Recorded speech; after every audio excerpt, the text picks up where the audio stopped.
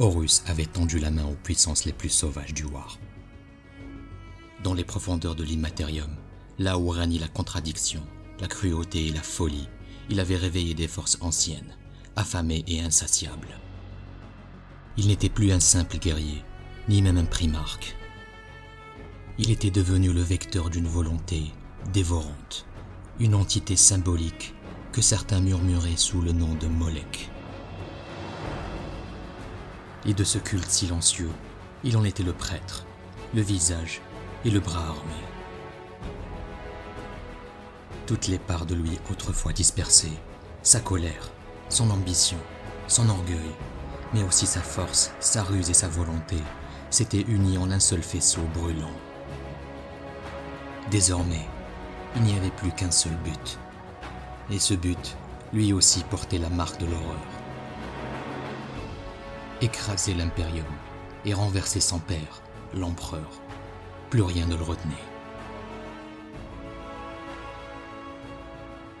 Aujourd'hui encore, on parle d'Horus comme le grand traître, de l'archifélon qui mit l'Imperium à feu et à sang.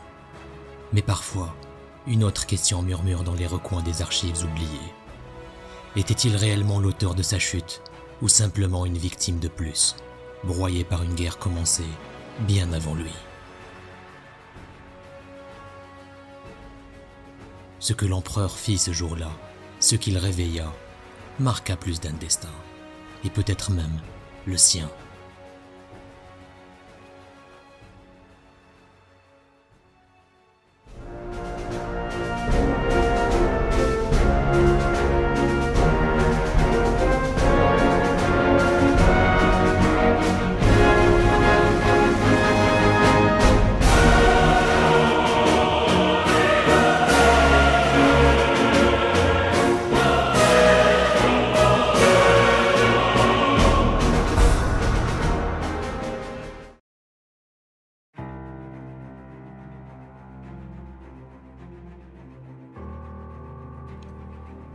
Avant l'hérésie, avant que les fils ne brandissent l'épée contre leur père, avant que les flammes ne consument les étoiles, il y eut un silence. Un silence lourd, tendu et suspendu dans l'éternité. Et dans ce silence, l'empereur fit une chose que nul ne devait savoir. Sur Molech, monde oublié aux portes de l'immatériel, il franchit un seuil que nul mortel n'aurait dû franchir. Il en revint changé. Il portait en lui un fragment de ce qu'il avait vu, de ce qu'il avait vécu, un savoir et un pouvoir, et peut-être un fardeau. Car nul ne revient intact de ses profondeurs, même pas lui. Molech, un monde féodal, oublié, noyé dans les marges de la carte impériale. Une planète apparemment sans importance, sans valeur militaire ou stratégique, sans intérêt politique. Mais pour l'empereur, c'était un lieu clé. Il y chercha ce que d'autres auraient fui. Pas un artefact, pas un secret technologique, ni même un portail xéno. Ce qu'il trouva sur Molech, c'était une cicatrice, une plaie béante dans le tissu même de la réalité. Une porte, pas faite de pierre ou de métal, mais de volonté pure, de souffrance et d'histoire. Une passerelle vers l'immatérium, laissée ouverte depuis des temps oubliés. Un vestige d'une époque plus ancienne que l'humanité elle-même. Une époque où certains comprenaient les puissances du chaos, ou pire, les servaient. Et l'empereur, lui, il franchit cette porte, non comme un pèlerin, mais comme un conquérant. Ce qu'il trouva au-delà, nul ne peut le dire avec certitude. Alors il entra, seul, sans escorte, sans légion, sans armes et sans armure. Il franchit le seuil de la porte comme un homme nu face à l'abîme. Et derrière ce seuil, l'attendait le Warp, l'immatérium dans sa forme la plus brute, la plus pure et la plus affamée. Un royaume de pensées devenu chair, de cauchemars vivants et de vérités impossibles. Là où le temps se plie et se tord, Il y resta un certain temps, quelques jours peut-être, ou bien des siècles, selon les lois étranges de cet endroit qui n'en obéit à aucune.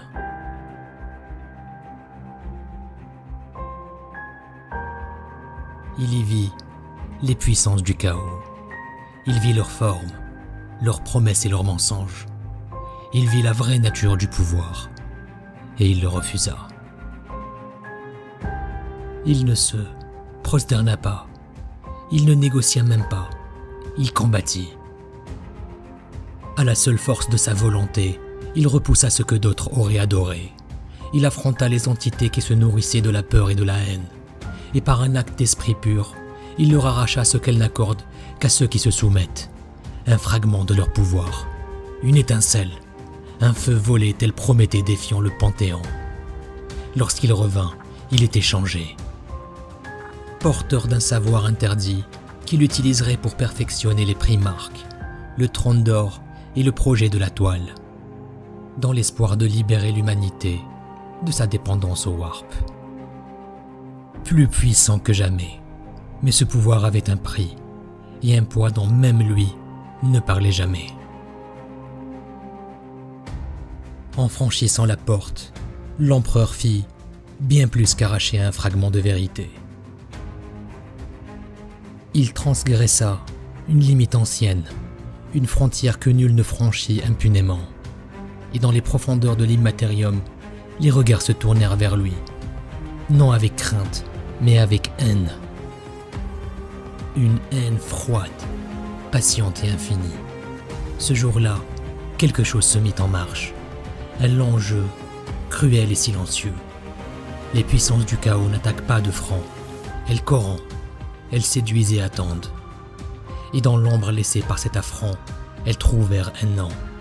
Horus Lupercal, le plus grand des fils, le plus aimé et aussi le plus exposé. Peut-être est-ce là, sur Molech, que tout fut décidé. Pas sur Davin, où il fut blessé, ni sur Istvan, où il se rebella, mais ici, dans le silence du Warp, où il fut marqué avant même de tomber. Peut-être que l'empereur n'a pas fauté en forgeant les primarques. Non, son erreur fut plus subtile. Ce ne fut pas de créer des surhommes, mais de croire qu'il pouvait défier les puissances du Warp avec les armes du Warp. Molech fut une victoire muette et le prélude d'une chute inexorable. Et puis il y a ce que l'on ne sait pas.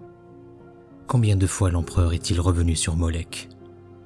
Les archives s'en fragmentèrent, effacées ou volontairement altérées par l'Inquisition. Certaines sources parlent d'un second voyage, mais cette fois accompagné de quelques-uns de ses fils, les primarques, peut-être Fulgrim, Russ, ou encore Dorn ou le Khan, à qui il aurait ensuite retiré la mémoire, comme s'ils avaient vu quelque chose qu'ils n'auraient jamais dû comprendre. Bien plus tard, au cœur de la grande croisade, Horus recouvra la mémoire. Il revint alors sur Molech, assiégea la citadelle de l'Aube et ses formidables défenses. Le monde avait alors bien changé, mais pas ses fondations. Il sentit une empreinte, quelque chose d'ancien, de dissimulé sous la pierre et le silence. Puis, il trouva enfin la porte. Ce n'était pas pour lui une découverte, c'était une reconnaissance, comme si une part de lui l'avait toujours su. Là, Horus comprit ce que son père avait fait, ce qu'il avait caché, ce pouvoir qu'il avait osé toucher sans jamais le confier à ses fils. Et surtout, Horus comprit qui il était en réalité, ce qu'il était plutôt. Non pas un héritier, mais un vulgaire outil, une arme façonnée pour un projet qu'on ne lui expliquerait jamais. Et quelque chose se brisa en lui, pas d'un coup, non, mais comme une lame fine glissée entre deux certitudes et lentement enfoncée. Horus n'était plus en colère, il était trahi. Toute sa vie, Il avait porté le fardeau du commandement. Il avait mené la grande croisade avec loyauté, rassemblé des mondes, brisé des empires, pour un rêve qu'il croyait comprendre. Et maintenant, il voyait la vérité. Il n'était qu'un pion, le meilleur des fils, certes, mais jamais l'élu. Il comprit que son père n'avait jamais eu l'intention de partager ce pouvoir, que le trône n'était pas pour lui, ni pour aucun de ses frères, pas même le lion. Alors, dans les ombres de Molech, une autre voix se fit entendre. Une voix douce, ancienne et empreinte de patience. Mais cette fois-ci, elle ne mentait pas. Elle ne promettait rien. Elle se contenta de lui montrer ce qu'il savait déjà. Et Horus accepta. Mais il ne fut pas le seul à tendre l'oreille. 8 autres primarques, frères de sang et d'acier, virent dans ces mots un écho de leur propre tourment. Certains par orgueil, d'autres par rancune, d'autres encore simplement pour ne pas être les derniers à choisir. Et dans leur chute, ils embrassèrent une vérité plus simple, plus cruelle, que l'empereur ne leur offrait pas la liberté, mais une éternité de silence et d'obéissance. Alors ils choisirent l'autre voie, celle du refus, celle du feu, et la galaxie immense et vibrante fut brisée en deux. Une liberté dépravée avec la promesse d'un pouvoir sans chaîne, contre une servitude honorable, disciplinée, sacrificielle. Le choix fut posé, la guerre devint inévitable.